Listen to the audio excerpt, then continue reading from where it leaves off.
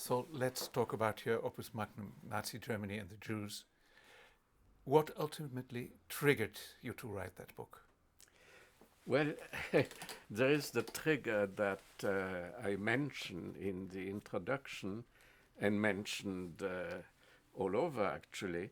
And in fact, I had forgotten that in 1974, I had already given a lecture in New York, which then was printed, about this concept of a global integrated history of the Shoah.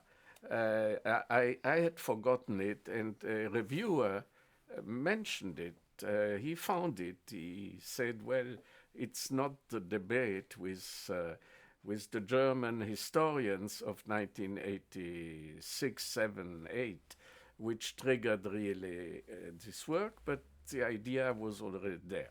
So let's assume there was an idea which was then somehow forgotten. And what really, I mean, the second stage, which de facto triggered the work, was I would say in general, the Historikerstreit, debate of which erupted in Germany in 1985, actually.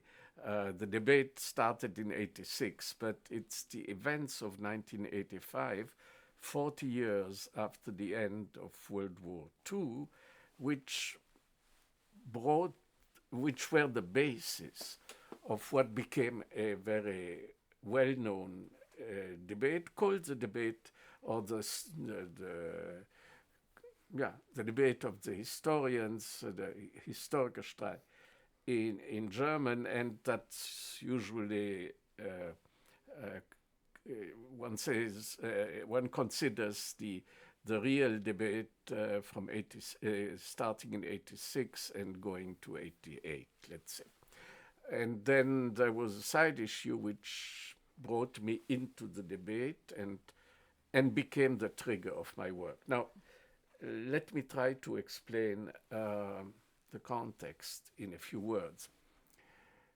You had a kind of new, not national, well, yes, a new nationalism or a kind of national sense of nationalism in Germany from the early 80s on.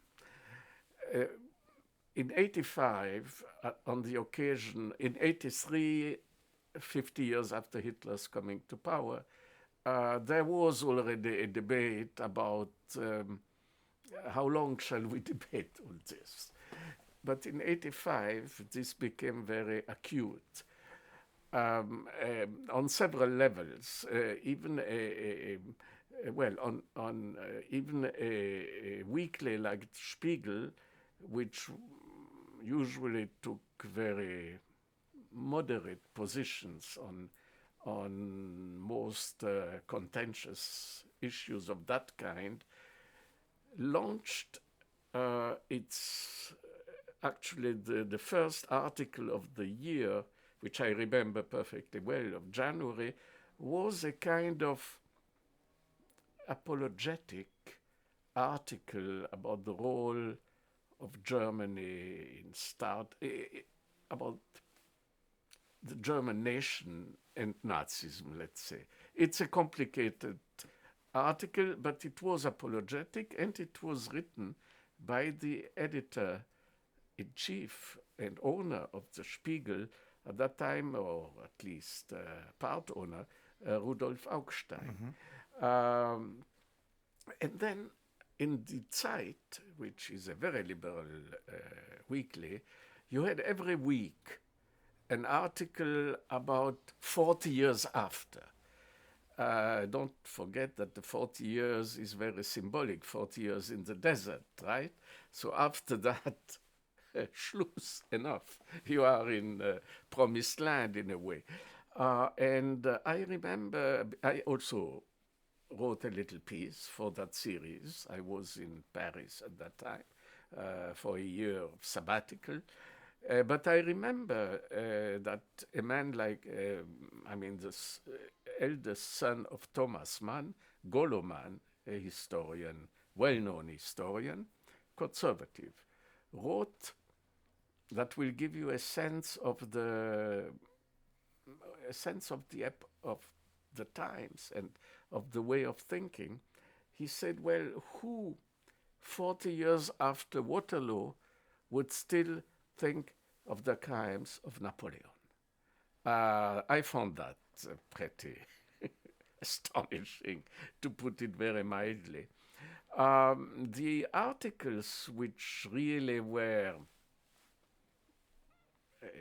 more brutal and longer were an article by Ernst Nolte, published in a book in English, published in England, a book published by actually unknown historian Koch, but where Nolte had this article about entitled The Third Reich from the Perspective of the 1980s. And there he developed the ideas which became well-known, notorious, mainly after that.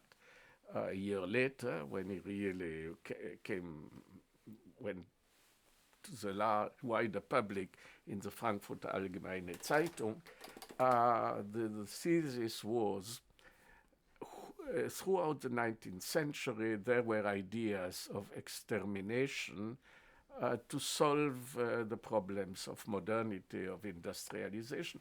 Of course, his big example was Malthus, let's say. But that was to prepare his argument. Then he moved into the 20th century and said, who actually did not only speak about exterminating whole groups, but did it? The Bolsheviks. And he says they were the origin and the original of this practice of extermination. They wanted to exterminate the bourgeoisie, and finally they exterminated whole groups, but they in fact started. And Nazism was, that will be then Nolte's argument later on mainly, a kind of defense of the bourgeoisie against the threat of Bolshevism. Now, one of the key words in those debates on the apologetic side was we have to historicize National Socialism. That is, we have to put it in its historical context, stop with this kind of moral attitude. Once the moment one talks of Nazism, everybody stands at attention to be morally correct. This has to end. We have now to put it back in its historical context and see things. I mean, Bolshevism started it, Nazis continued, and so on. One of the answer to that was given by a German philosopher, Jürgen Habermas, in July 86. He answered Nolte, he answered some other historians who had entered this kind of line of argumentation, and then it went from all sides. One of the historians who answered very nicely was a man called Martin Broszat. He was the head of the Institute for Contemporary History in Munich, a very important German historian, one of the most important German historians of Nazism. And he certainly answered from the left, in a way, to Nolte and so on in a short article, but all of them did. But Broszat himself had written something in Merkur in May of 1985, the same 85, where the article was called ein Plädoyer für die Historisierung des Nationalsozialismus, a plea for the historicization of National Socialism. That is, this concept of historicization, of putting back things into history and not standing at attention morally, came from him, really. Nolte used it, but Broszat, in an article which is still very interesting to read, came with the argument, he said, after all those decades, we have now to look at things as any other historical event.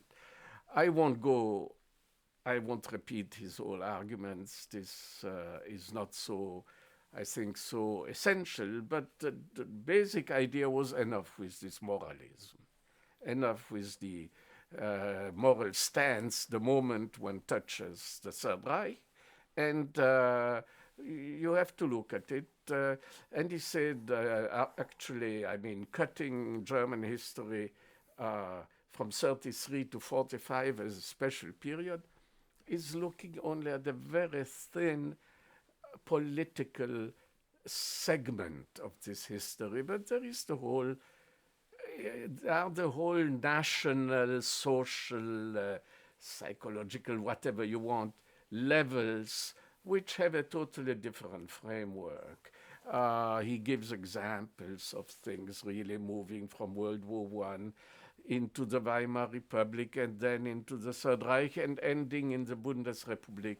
And he says these are the periods of the periodization which we should take into account. In my opinion, the gist of the argument being, yes, you had the top criminal layer of Nazi politicians, let's say, with Hitler, from 33 to 45, but the German nation, in a way, lived its own life, its Alltagsgeschichte, its daily life, its everyday life, underneath this criminal political level, and that has to be now brought back into the picture. It really is a history which has to be written of the daily, the social changes, the daily life. In film, you have it in Edgar Wright's Heimat, which was a series done somewhat later, which expressed the same idea. I was very annoyed by the Historikerstreit, to put it mildly. I had several personal clashes about it, one of them with Ernst Nolte personally. I was in Berlin for a year at the Wissenschaftskolleg, a Center for Advanced Study in Berlin, and I was there when all this developed. But this created already for me a kind of psychological background where everything was coming back, where I was really nonplussed by the arguments and by the atmosphere. The atmosphere which had included many other elements during those 85, 86 months, like incidents in Frankfurt, where actually ultimately the Jewish leadership in Frankfurt blocked the representation of a theater piece, which was basically anti-Semitic. You had a whole set of incidents coming during those years, which were to me shocking. I may be too sensitive for obvious reasons, but that's in a way what put me on alert. And then I noticed, of course, Broszat's arguments. I had read them immediately when he published them in Merkur in '85. And I thought I will answer his article, which I did, remarks on the historicization of National Socialism. It's a polite answer. He didn't like my answer. And so he wrote to me. I was back in Israel by then. You are one of the rare person who criticizes something like that, my position. Let us exchange letters, which each one of us will state his position. Let's do it quickly. You know, he thought that I would lose. I would be so, how could I say, unable to follow a quick kind of exchange, that it would be an easy ride. And we will publish those letters, 3 letters each, in the journal read by all historians of modern Germany. It's Vierteljahrshefte für Zeitgeschichte, quarterly for German contemporary history. I said yes. And he started. We decided the one who starts, the other will end. I mean, simply, he started explaining his position and so on. And then he came at the end of that first letter to an argument which I couldn't believe he would write that. He said, and that was after explaining the position of historicization, he wanted to make things to the point, I think. And he said, of course, the memory of the victims has to be respected, no doubt. But it is a mythical memory, which creates a difficult obstacle on the path of a much more rational German historiography about this period, the Third Reich. Well, mythical memory. He meant to say that we, the victims, and their descendants, he wrote, the victims and their descendants, that is the Jews, had a mythical memory of that past, and it was an obstacle which we had to respect it, we Germans. But, I mean, we couldn't take that. We had to go with rational historiography now, finish the mythical memory. Meaning, actually, to say that we were so heavily subjective, we, the descendants of the victims, we, the Jews, that we were unable, actually, to deal scientifically, professionally, with the history of the Third Reich and, of course, the Shoah. That was implicit. He didn't, in his early article, Plädoyer für eine Historisierung, he didn't mention Auschwitz nor the Shoah. It would have been, of course, difficult to historicize it, so he left it aside. I didn't mention that. But I answered, I said, what you say in my answering letter is really that we, the Jews, are so burdened by our past, immediate past, that we are unable to approach those events in a rational way, in a historian's professional way. Whereas you, the Germans, of course, have now this full rationality. I said, don't you think, Mr. Broszat, that you and your generation, who are today are the main historians of this epoch, are not burdened by having been members of the Hitler Youth, for example? I didn't know, you see. I guessed that he had been member of the Hitler Youth by the age he had been. And he then answered, shot back, very angry.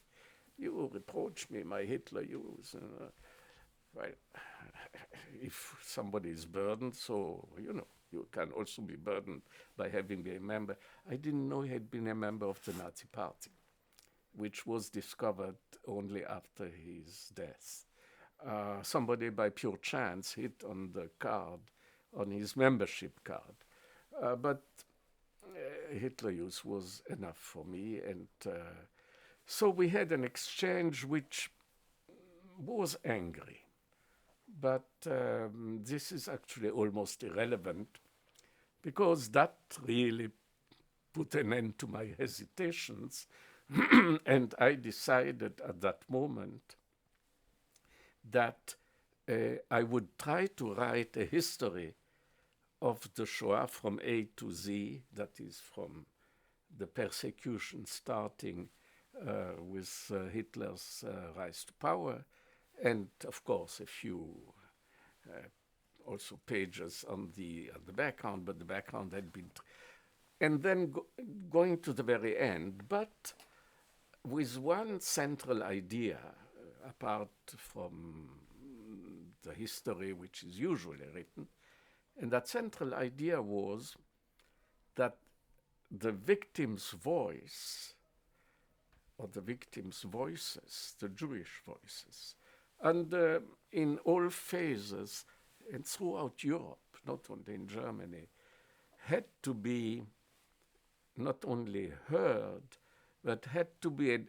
integrated element in this history, because their way of seeing the events was a whole part of this. And I knew, of course, because I had dealt with all this for 30, 40 years by then, or 30 years, certainly, that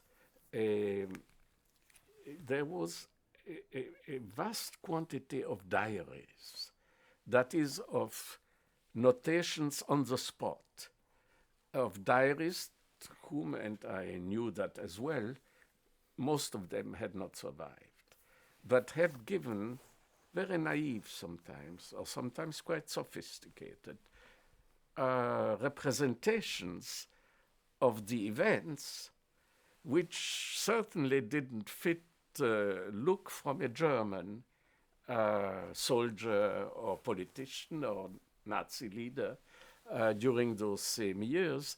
And I thought that here the voices of the victims were essential, and this had never been integrated. The history of the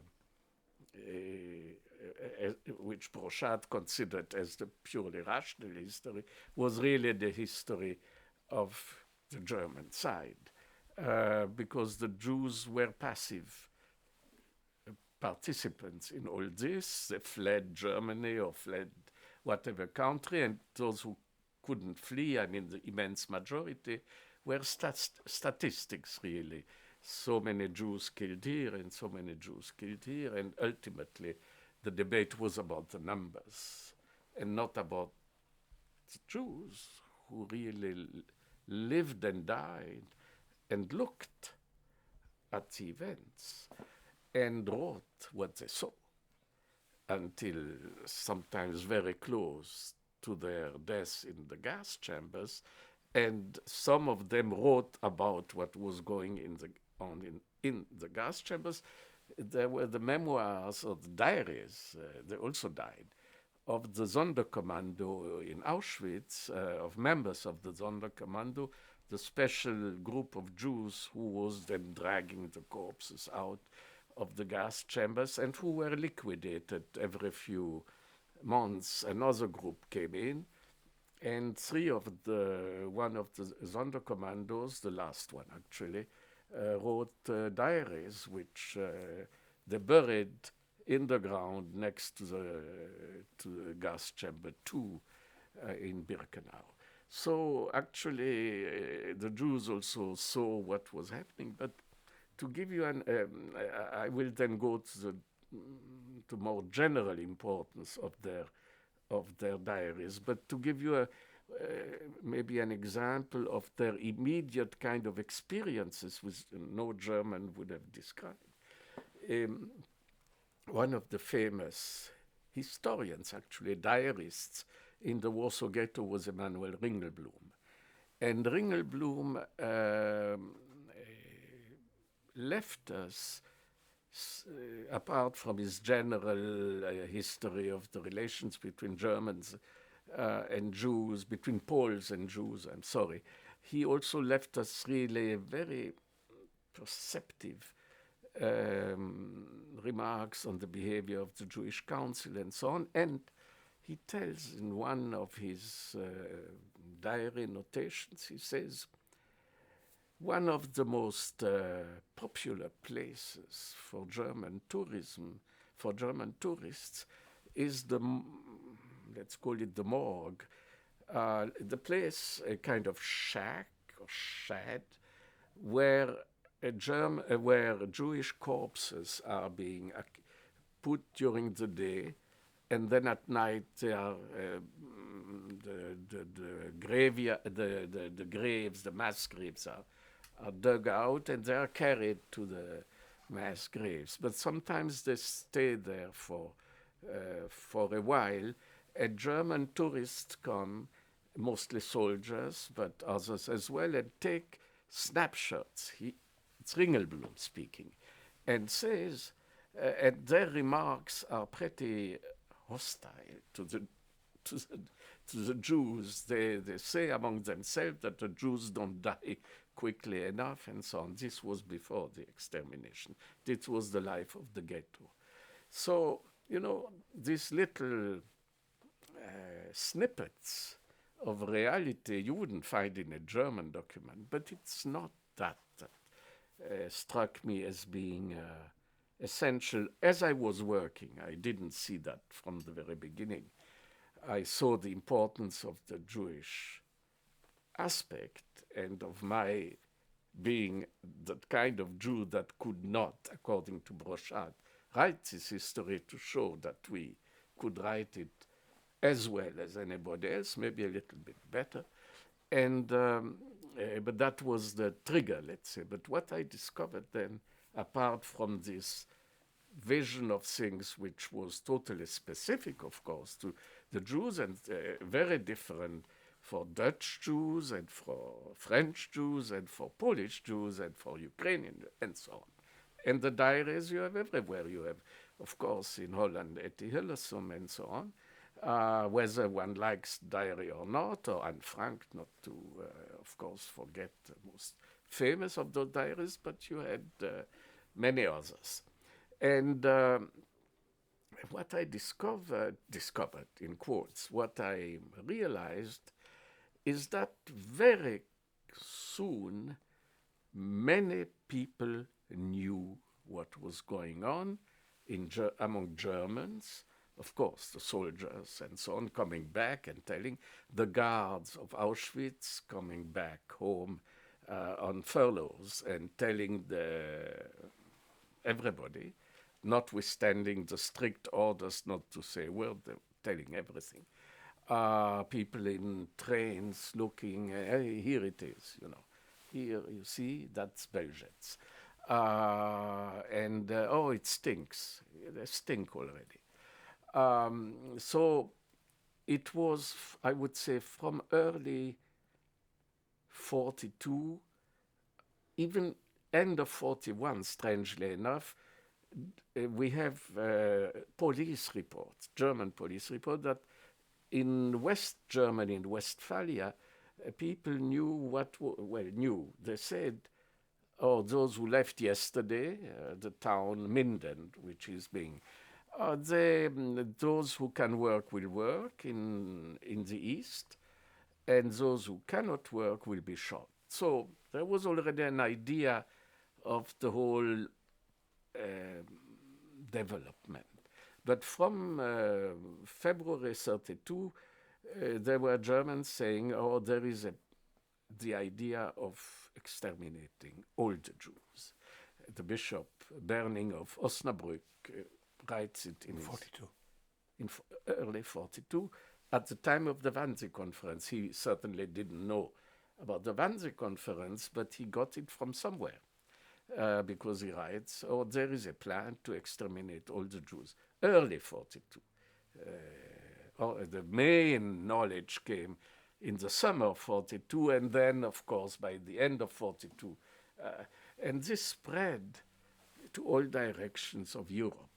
So my point was, what I really found striking in these multiple angles is that the only group who really knew, maybe intellectually, but didn't integrate the fact that immediate death was what was coming when your turn came to be deported, for most, were the Jews themselves, which explains in part the so-called passivity of the victims. It's true that this is not the only explanation. The major explanation is the physical weakness and the lack of weapons and so on, at least for most, right? There were then the armed rebellions, but that's later, and there are small things. But the major phenomenon of passivity also came from the total disbelief of the victims to what would be their fate. And that you could see by comparing the diaries.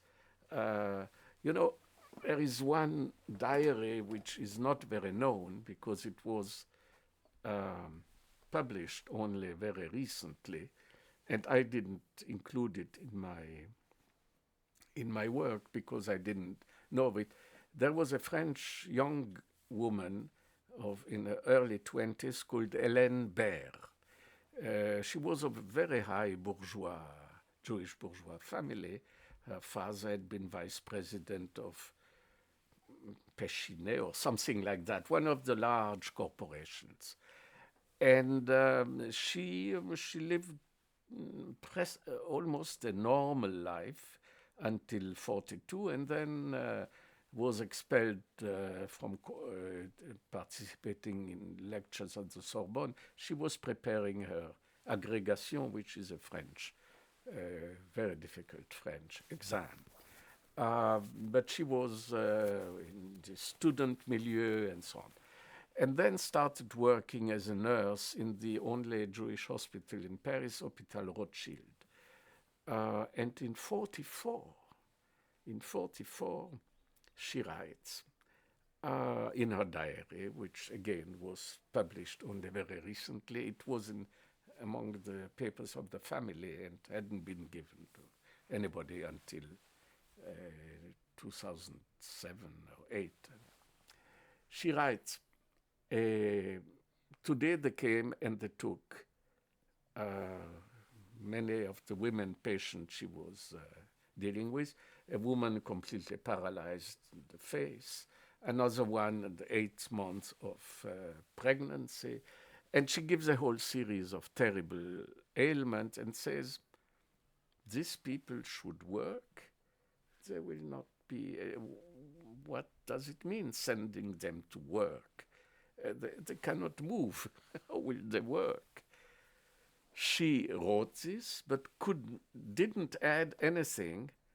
The obvious, that is, they would be killed. I mean, you don't take a paralyzed woman to have her work somewhere in the East in hard labor, right? But somehow Hélène Baer wrote all this, but didn't come to the obvious conclusion that they were being taken and sent to their death. So that, and you see that all over. In one diary after the other, you can see it actually until very much the end in Anne Frank's diary, and you can see it in Etty Hillesum's diary. And the train leaves, she writes, she sends she throws a letter out, and we are singing, my parents singing in the first carriage, and she was in another one singing, and I just opened the Bible and read God is my high tower or something. And we were all singing. So, we are going to the East, but it may be difficult. My own aunt, there's letters from her I got also pretty recently, was in Prague. She remained in Prague. My parents were deported from France, from Switzerland, France. My aunt remained in Prague and was deported with the last. She worked at the community in Prague, Jewish community, and was deported to Auschwitz in 43, I think. And she writes there to my grandmother, who was in Sweden. She says, we are leaving in a few days. And I am actually happy to leave because I will be closer to Hans and Ellie, my parents. And so we will, you know, maybe we will even meet, but I will be closer and so on. She had worked at the Jewish community in Prague for years. And before that, she had been a teacher in a Jewish school. And here she was going, already 43, and had not the least idea where she was going. Of course, she perished. And so I thought, I suddenly realized that a whole world was there, not only of emotional significance, but also of knowledge. That is the vision seen from the victims, but also the fact that they were the last group to understand what was, and that's psychologically totally understandable.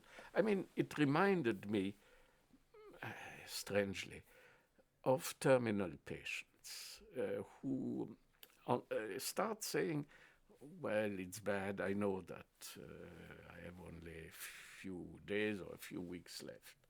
And you talk to them, I remember a situation like that. And then they start speaking about the plans for next year. And I had a colleague who was dying of cancer, who was a very close friend of mine, and whom I visited very regularly in Berkeley. And he said, you know, it's from going very badly. And then he said, but remember, you have to also tell Tel Aviv, the secretary there of the Department of History, was the historian, that I will teach this and that next year. And I thought, well, you hear, you know, even you seem to know. And then it's clear that you haven't really internalized what you theoretically know. This, and I will add on that at this point, was not the case of the Germans around, or the Ukrainians, or the Poles, and so on, or the Lithuanians, because they saw the people being shot or burned or whatever. And secondly, it has been an argument for a long time. Yeah, maybe some Germans knew, but those who were at the top, of course, were silent. They were not, actually. And those who knew at the middle level never really internalized what, like the victims I described. This is not true. They joked about it. They wrote about it. They found it almost funny. There is this letter which I quote in Years of Extermination of a German soldier arriving in a place called Bereza Kartushka. And he says, yesterday 1,300 Jews were shot here. They had to undress. He says, men, women, children, they had to undress because the everything is used. The dress, the clothes are being disinfected and will be sent to the Reich. And then he makes fun. He says he writes to home. He writes to his parents. I can tell you that if this war goes on much longer, the Jews will be turned into sausage and given to Russian prisoners and Jewish specialized workers who are alive to eat. Another one arrives in Auschwitz, the city. We speak of this early summer of 42, and says, writes again to his family in Vienna. Jews arrive here in Auschwitz, he says, at the rate of 7,000-8,000 a week. And then, die sterben einen Heldentod. They die a hero's death. And he says it's really nice to see the world. So there is the third layer, the layer of the onlookers. Yes. There is the layer of the onlookers. And there, that is maybe, well, the onlookers, you have the perpetrators, the victims, and the onlookers in various places. I quoted those letters of soldiers, but you have also letters of bishops, and you have declarations, that is, non-declarations, if you wish. And among the onlookers, I chose two groups as particularly important, in my opinion: the spiritual elites, that is, clergy of all religions, and the intellectual elites, that is, on the base, and of course soldiers, officers, and so on, but they're or guards, but these are onlookers in a way on the spot, right?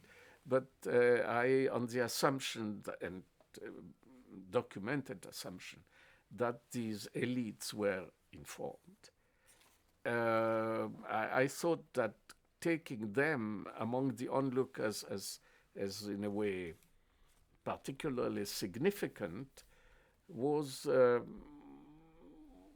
essential, because had there been voices of onlookers with great moral authority or great reputation as writers or whatever,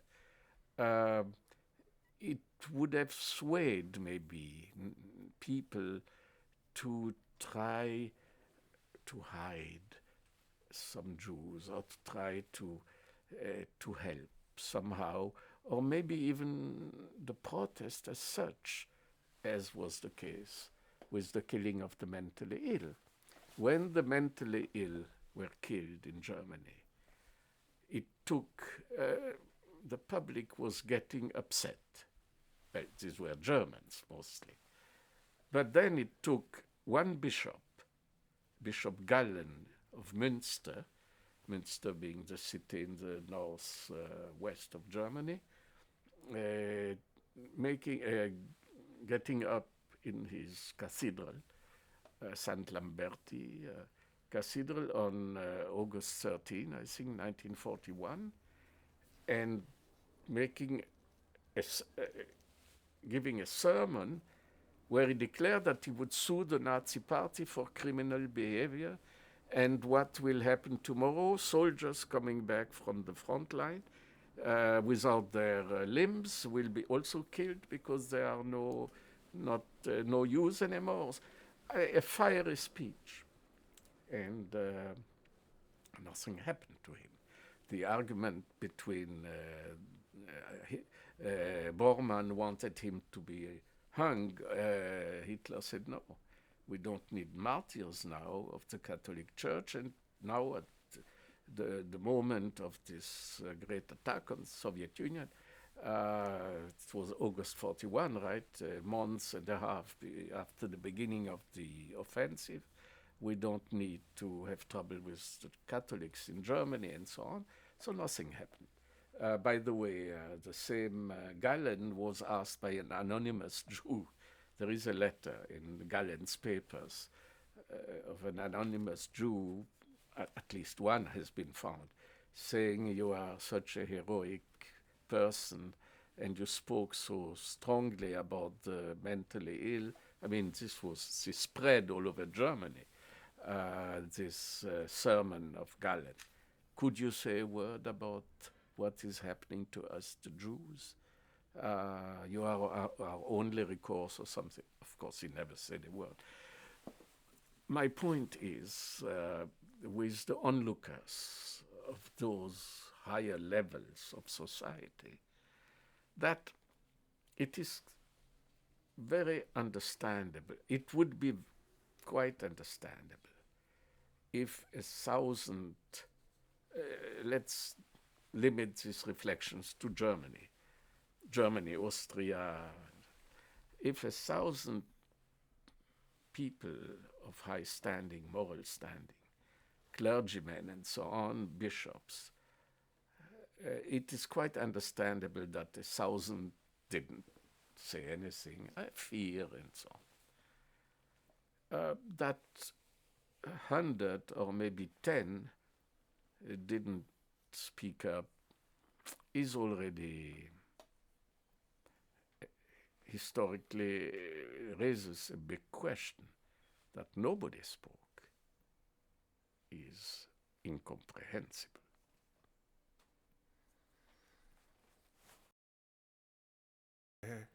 Come back to go back to Nolte and the Historikerstreit, just very succinctly what Nolte was up to. Yeah. Is it okay, Mele? Yeah, it's okay.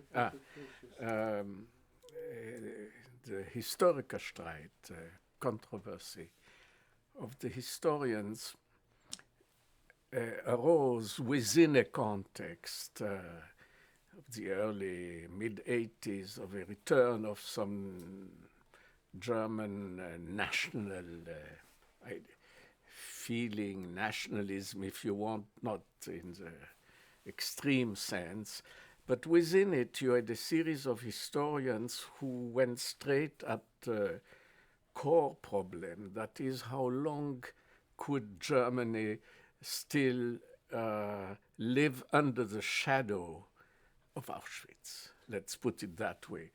And the way of dealing with it was not really to deny the Auschwitz. These were not negationists. These were historians who, I think, in all subjective fairness, tried to compare and to explain a causal chain which made Germany more as a result of more fundamental occurrences, made the Nazi exterminations the result of more fundamental occurrences like the Bolshevik, the plans of the Bolsheviks to liquidate bourgeoisie. The Gulag then, according to a famous formula of Ernst Nolte, who was the leading figure in a way in all this, was the original and Auschwitz was a copy. We can speak here of revisionism, of apologetic tendencies, and you have nuances. I mean, Nolte is the most, Ernst Nolte, professor at the Free University in Berlin, retired now, but for many years was the head figure, let's say, of this revision which led to the historians' controversy, saying that the German aspect of this exterminationist policies was but an aspect, actually a reaction to more fundamental phenomena like Bolshevism.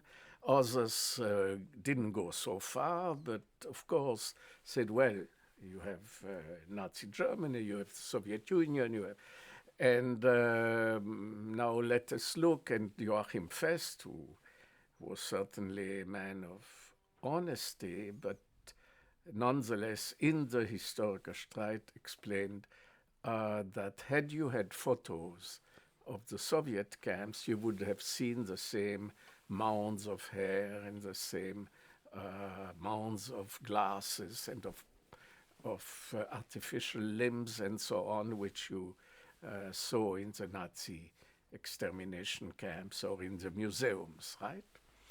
How did you intervene in the Historikerstreit yourself? Well, I intervened before the Historikerstreit. That is, the Historikerstreit was really the controversy. But I sensed the atmosphere when I read Nolte's article in that book published by Koch in England about the Third Reich, and his article was called National Socialism Seen from the Perspective of the 1980s. Then I read on that same, I was in Berlin at that time, I read on that same occasion something different, of course, Martin Broszat, and a plea for the historicization of National Socialism, and Hillgruber's book, Zweierlei Untergang, a double demise, the destruction of Germany, of the Third Reich, and the end of European Jewry, destruction of Third Reich, and the end. Trying to level things out. Well, of course. And so all this came together on the occasion, really, of the 40 years after the end of World War II. It came together also with the incident of Bitburg, that is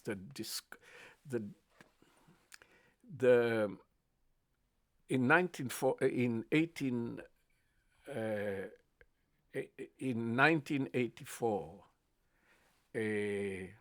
the Allies of World War II celebrated, commemorated D-Day on the Normandy beaches. All the Allies, the Americans, the British, the French, and so on. The Germans were not invited, and Chancellor Kohl took it as a real offense. But the Allies, in a way, said, well, you were the enemy. You were the enemy. So that Mitterrand, on that same year, if I remember correctly, met then with Kohl, I think in Verdun, to commemorate the dead of World War I or something of the kind. And President Reagan decided to make a gesture which would assuage German feelings, and decided that there would be a meeting, or suggested there would be a meeting between him and the German Chancellor in a military cemetery where both German soldiers and American soldiers were buried. And the cemetery which was chosen was Bitburg. And the meeting was supposed, a cemetery near the town of Bitburg. And the meeting was to take place in May of 85 or something like that, just before, just after the 40 years to the end of the war. And the Bitburg was chosen when there was snow on the ground, so that those who chose the place didn't know really who was buried there. But when the spring came and the snow melted, it appeared that there were American soldiers indeed, and German Waffen-SS soldiers, probably part of them having participated in the Battle of the Bulge, and so where those American soldiers were killed. So there was a huge outcry here in the United States, and it created, again, a very unpleasant incident. It showed you how, in a way, all the layers of unpleasantness in all these celebrations. And ultimately, the meeting took place somewhere outside the cemetery, and also before that in Bergen-Belsen, so to commemorate the Shoah, let's say, and then the military dead, but not necessarily next to the tombs of the Waffen-SS. So all that year of 85 was a year full of raw feelings. And in that came the articles which I mentioned, which were not known very generally. I was aware of the atmosphere, of course, because I was in Germany. And before that, I had followed the exchanges and the articles in the Zeit about 40 years after the end of the war, and this idea, Schlussstrich, and end of the line. I mean, now enough with the past. And within that context, during my stay in Berlin, had a meeting with Nolte at his home, where he had invited me and a few other people for dinner, and in a way confronted me with all of his arguments. I won't go into the details of the discussion, but it was very unpleasant. And so I got up and asked to leave and left in the midst of the dinner. I'm interested in the detail. Well, I don't think it's really something I want to repeat again. But it started with, what is it being a Jew? Is it actually and what about world Jewry, and what about world Jewry declaring war on Germany? A declaration of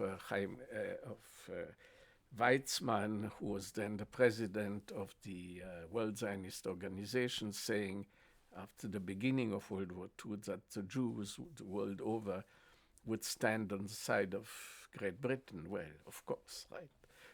After all, they were persecuted and chased out of Germany by a regime which was deeply and ferociously anti-Semitic. So that would be very astonishing if they were standing on the side of Germany. And that was Nolte's argument. Well, isn't that so that world Jewry has declared war, did declare war on Germany on that occasion?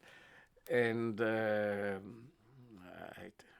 told him that the concept of world Jewry came from other sources, and that Weizmann didn't declare war on Germany. I mean, there were the relations of Germany towards the Jews and the Jewish reaction, which was absolutely natural and understandable. And it went from bad to worse.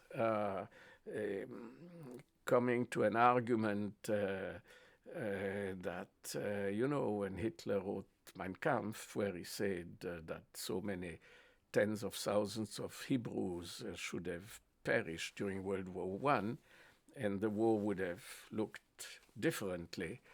At the same time, said Nolte, Kurt Tucholsky was a famous Jewish pacifist, Jewish turned Catholic, converted, but nonetheless considered as a Jew.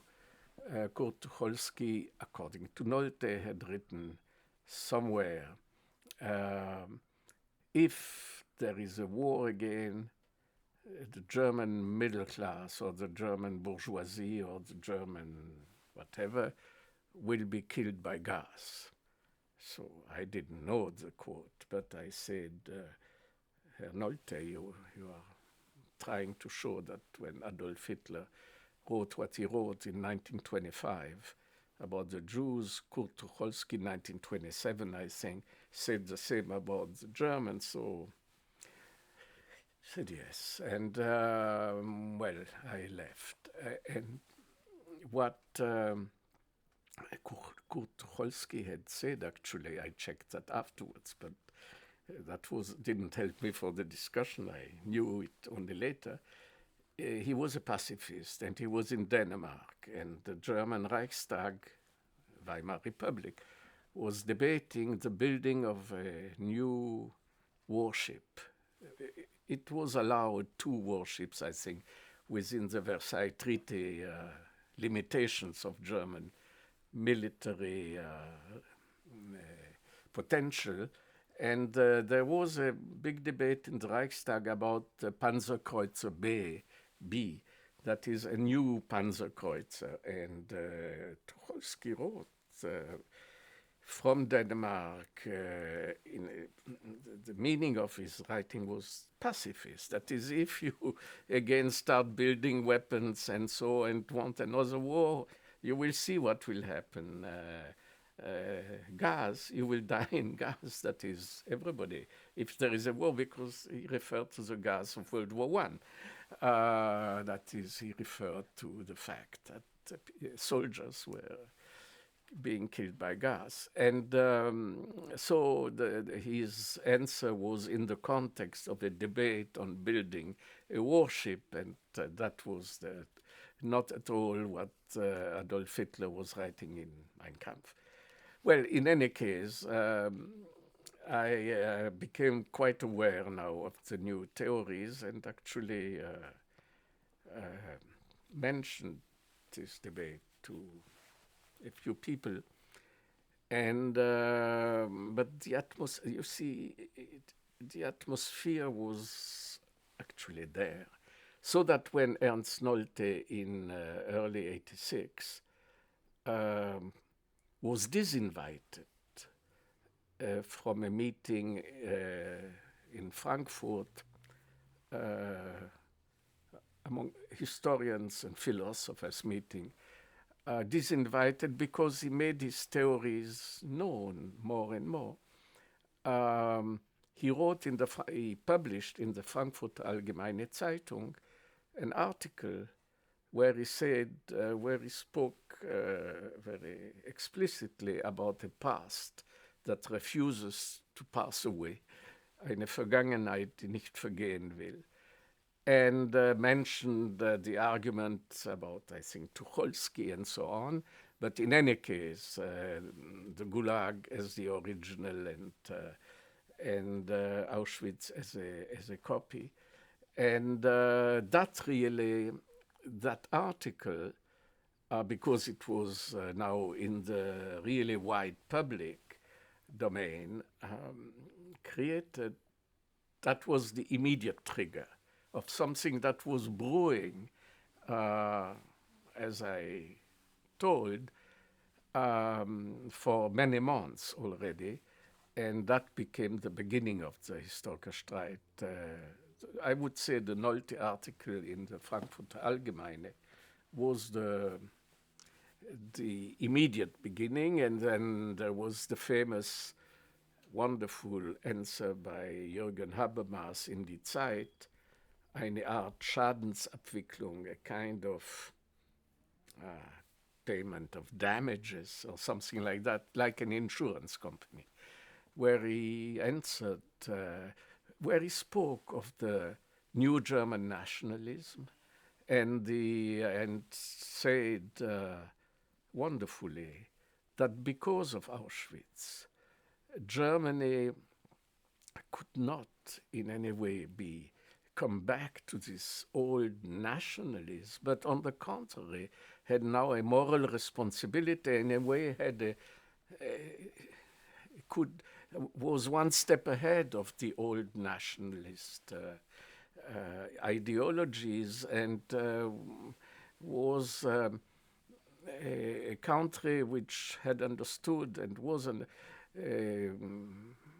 developing a patriotism of the Constitution, a Verfassungspatriotismus, that is being faithful to some abstract universal ideas as embodied in the new German constitution of the post-war period. So, and that led to then answers from the right, nationalist right wing, and answers from the left, and that was the Historikerstreit. Thanks. I want to come back to your book and the aspect of redemptive anti-Semitism, which can you explain to readers? Yes. To non-readers, but... Yes, to the audience.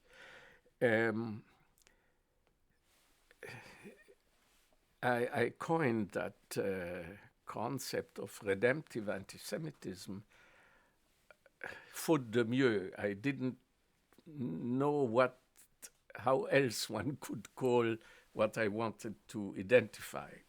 What I wanted to identify was very simple. In the last part of the 19th century, you had a growth, mainly in Germany, but of course in France as well. And we have the Dreyfus affair in the 1890s and so on. That is, we have major anti-Semitic incidents in other countries as well. But in Germany, you had something special. You had first all the ordinary, let us say, factors of modern anti-Semitism, social, economic competition, and so on, which grew from the moment the Jews were emancipated and were allowed to have equal rights and be actually parts of general society. Of course, being considered by most as a foreign element and entering into the social web of Western society, in places where liberalism was more shaky than in other places, they were rejected, and anti-Jewish, anti-Semitic movements grew out of social and nationalistic and economic arguments. Within that, then, you had the growth of racial theories. The Jews are evil not only because they are religiously different and different in any case, but their difference is really biological. It is racial, and there is nothing to be done about it. Jew remains a Jew, even if he's converted and so on. So that's racist, racial anti-Semitism, which, let us say, is one step beyond social, economic, and even political anti-Semitism.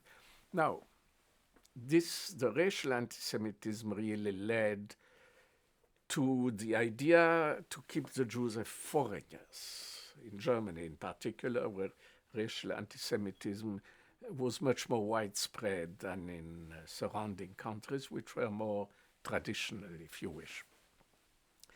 But that was not all, really. To keep the Jews as foreigners, right, they would have a status which would not allow them to be equals, to be citizens of the state where they were. They would be foreigners. Now, that still didn't reach the pitch which some smaller groups reached. Particularly, I located it, but in that I may have done injustice in a sense, around the Bayreuth circle, not so much Richard Wagner himself, who was anti-Semitic, but let us say a mixture of every other argument which we discussed, and also not very systematic in his anti-Semitism. We had Jewish conductors conducting his operas. He wanted Levy, I think it's Richard Levy, but I'm not sure, to be the conductor of Parsifal and so on. So his anti-Semitism was a mixture and not always very systematic. But his widow, Cosima, and the circle around her, and in particular Houston Stewart Chamberlain, were much more extreme and systematic. And in Houston Stewart Chamberlain, who was a British, married to Wagner's daughter, and living in Bayreuth, in his book, The Foundations of the 19th Century, he really spoke of a death, life and death struggle between Aryans and Jews. So the struggle was really a struggle about the salvation of the world. That is, if the Jew won in that struggle, the humanity was finished. If the Aryans won and the Jews were eliminated, he didn't explicit how, then humanity was saved.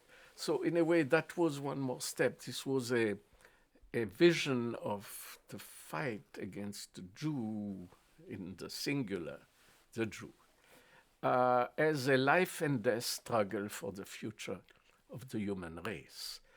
This really appears in Houston Stuart Chamberlain's bestseller, actually, bestseller in Germany.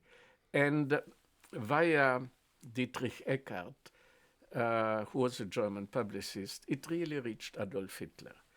And this basic concept of Nazi anti-Semitism, Hitler's anti-Semitism, was not only the Jews are different, they are a different race, they are an evil race and so on, but here we are, this is the last struggle. Mein Kampf, my struggle, is really the struggle for the salvation, the redemption of humanity. That is the struggle against the Jew. In Mein Kampf, he writes, if the Jew wins, his diadem, his crown, will be the death wreath of humanity. And the earth, like for millions of years, will again, empty of humans, be pursuing its course in the universe, something like that. So that is, if the Jews remain on the earth, these are not humans anymore. You see, so it was not only life and death, it was a cosmic kind of vision of this struggle. Germany had reached the lowest level of in its descent. Now came the possibility of an ultimate struggle against the destructor of all peoples, all nations, of all races, the Jew. And that came from Bayreuth, from Chamberlain, via Eckart to Adolf Hitler, and became the core of his vision of history and of what his party wanted to achieve. That is, redeeming humanity by eliminating the Jew.